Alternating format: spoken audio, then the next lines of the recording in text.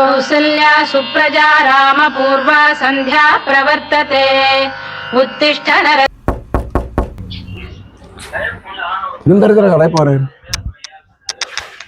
എന്തോത്തിനാണോ ഞാൻ കഥയെ പോകുന്നത്? ഞാൻ കത്തപ്പെട്ട കാശും കൊണ്ട് നീ അന്ന് നീ പോയിട്ടുണ്ട്. എന്തിനാ നീ എന്നോട് ഇങ്ങനെ കാണിക്കുന്നത്? എന്റെ അമ്മയ്ക്ക് പോലും ഞാനൊന്നും കൊടുത്തില്ലടാ. ഞാൻ നെടുമങ്ങാടുന്ന് ഇവിടെ വന്നത് എന്റെ അമ്മയെ പോയിട്ടാണ്. എന്നിട്ട് നീ എന്റെ കയ്യിൽ നിന്ന് കാശ് മേടിച്ചില്ലേടാ നായെ. ഞാൻ എച്ചിപ്പാത്തം കഴിഞ്ഞ് പൈഞ്ഞ് കഴിച്ച് നീ എന്തുവാണ് നീ എന്നെ ചെയ്തത്?